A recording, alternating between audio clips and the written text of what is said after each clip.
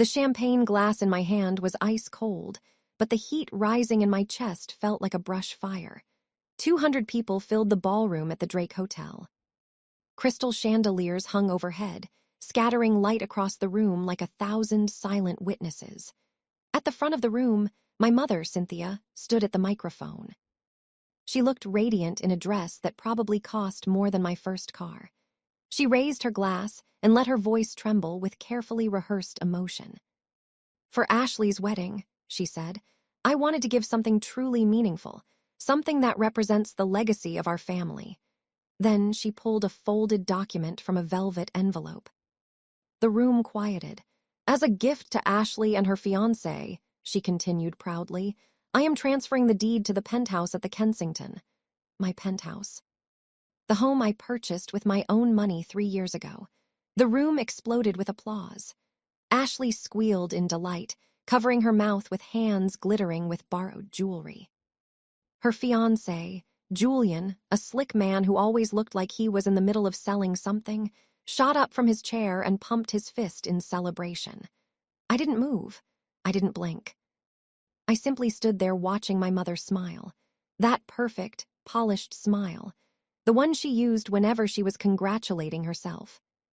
She had just publicly handed $18 million of my life to my sister like it was a decorative party favor. And the audacity of it was breathtaking. She didn't even glance in my direction.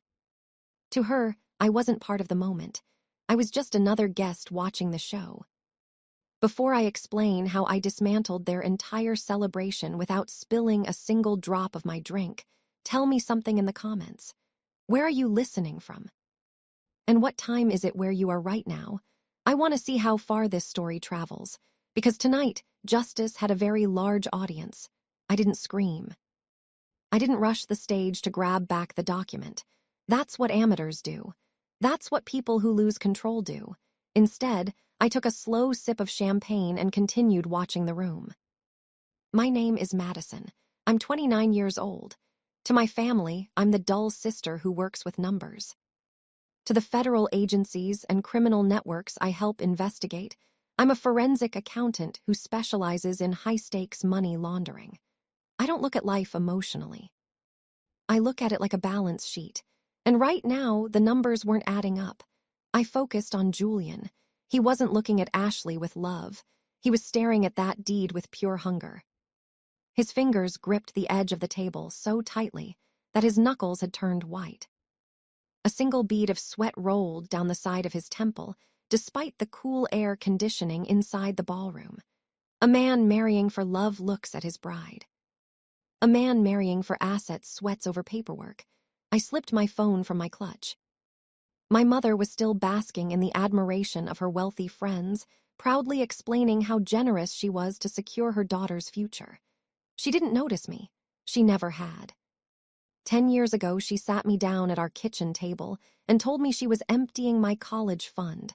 Ashley needed a new car so she could fit in with the right crowd. "You're smart," my mother had said. "You'll get scholarships." Ashley totaled that car 3 months later. Meanwhile, I worked 3 jobs to pay for my degree. They broke me back then, forced me to build everything I had from scraps. But tonight, I wasn't that exhausted student anymore. I was the person who audited the banks my family begged money from. I unlocked my phone and logged into a secure portal I used for work. I didn't need to run an elaborate investigation. I just needed confirmation. One tap on the federal watch list database. The screen flashed red. Julian Vane. Status: active investigation. Priority: high. I nearly laughed out loud. Of course. My mother hadn't just stolen my property. She had attempted to transfer it directly into the hands of a man already under surveillance by multiple agencies for wire fraud. This wasn't a wedding gift. It was a laundering operation. Ashley's debt, $450,000 in credit cards and failed influencer ventures, was the liability. My penthouse was the asset meant to erase it. Julian wasn't marrying Ashley. He was marrying my equity. Slowly, I lifted my eyes from my phone and looked back at the stage. Julian was reaching for a pen, his hand shaking slightly. He wanted to sign that transfer immediately to make it legal before anyone asked questions. He thought he was closing the deal of a lifetime. He thought he was smart. I took another sip of champagne. Feeling the bubbles burst on my tongue. Anger is a useless emotion in my line of work. It clouds judgment. What I felt was colder, sharper. It was the feeling of a steel trap clicking into place. They thought I was the victim here. The silent, invisible bank account they could raid whenever they pleased. They didn't realize that for the last 5 years, while they were playing dress-up, I was building a $32 million empire on the bones of men smarter and more dangerous than Julian. I watched my mother pat Ashley's cheek, whispering something that made them both giggle. They looked so happy, so secure. They had no idea that the woman standing 10 feet away wasn't just a sister.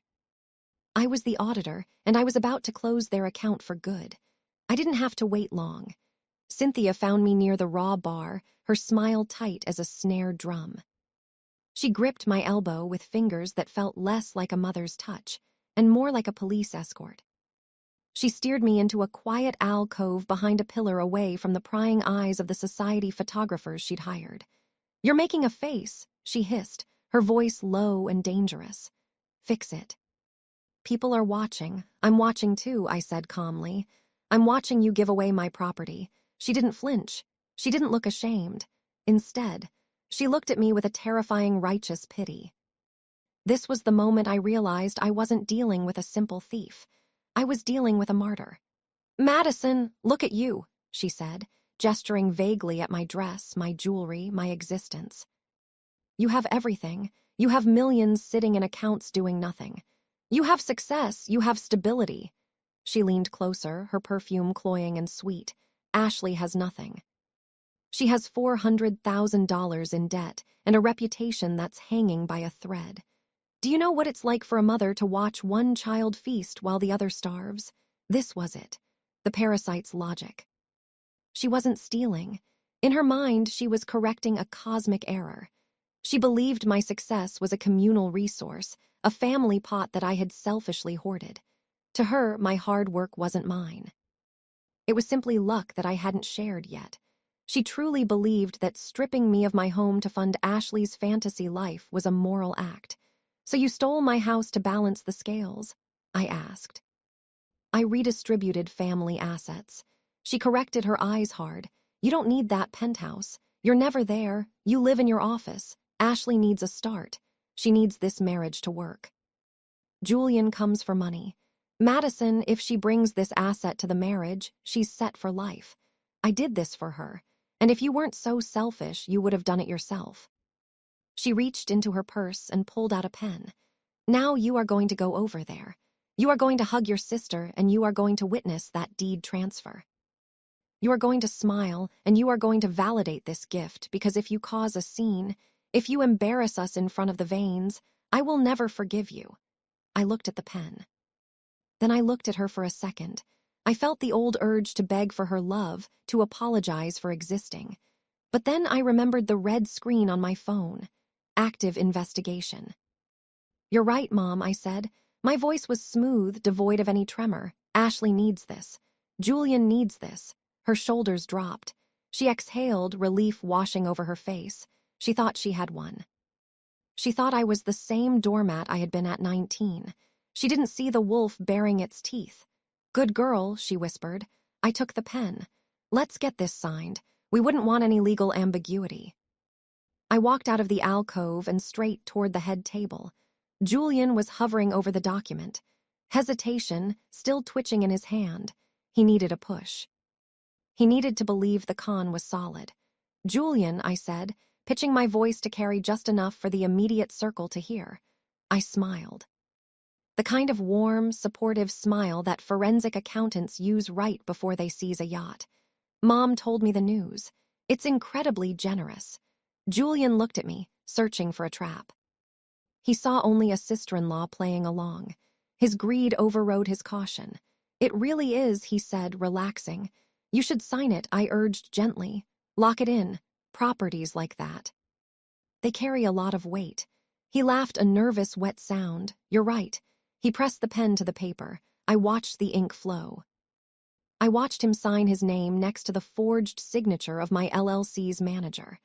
I watched him legally accept an asset that was currently the subject of a federal freezing order. He capped the pen. Done. Done, I echoed. The trap wasn't just set. It had just snapped shut on his neck. Cynthia clapped her hands, a sharp, jubilant sound that signaled the waiter to refill the champagne. To the happy couple, she announced, her voice pitching up with triumph, and to their beautiful new home at the Kensington. May this be the foundation of a prosperous life. The guests raised their glasses. To the couple. Actually, I said, my voice cutting through the cheers like a diamond cutter through glass. You might want to hold that applause. The room went quiet. Not the respectful silence of a toast, but the confused, heavy silence of a train wreck in slow motion. Cynthia turned to me, her eyes narrowing. Madison, sit down. Don't ruin this. I'm not ruining it, I said, placing my phone on the center of the table. I'm just documenting it. I tapped the screen. The speaker phone engaged. Agent Miller, are you there? A voice crackled through the phone. Deep, authoritative, and terrifyingly calm. We're here, Madison. We have visual confirmation on the signature. Julian froze. The pen rolled out of his hand and clattered onto the china. Who is that? That is Special Agent Miller of the FBI's Financial Crimes Division, I explained as if I were introducing a caterer. And you, Julian, just signed a federal confession. What are you talking about? Cynthia hissed, lunging for the phone. I blocked her hand. You see, Mom, you were right about one thing. I don't live in that penthouse. I never have. I bought that building 3 years ago under an LLC called Argus Holdings. It's a shell company, a honeypot designed specifically to track the movement of illicit offshore funds. Specifically, funds moving through Julian's import business. The color drained from Julian's face so fast it looked like a magic trick. I didn't steal your house, Madison. Cynthia stammered, trying to regain control of the narrative. I transferred a family asset. You forged a signature on a quitclaim deed to transfer a property owned by a federal cooperating witness. I corrected. That's wire fraud, Mom. That's a felony. And Julian, by signing that acceptance, he didn't just accept a wedding gift. He accepted an asset from a company he knows is under sanction. That's money laundering. That's receipt of stolen goods. That is a RICO predicate offense. The room was spinning for them. But for me, everything was perfectly still. This was the rational absurdity. The absurdity that I would let my mother steal an $18 million asset was balanced by the rationality that the asset was never a home. It was evidence. Julian stood up, his chair scraping violently against the floor. Panic had replaced greed. This is insane, he shouted, his voice cracking. He grabbed the deed from the table, the paper he had just signed, and ripped it in half. Then, in quarters, he frantically shredded the document, throwing the confetti onto the table. There, he shouted.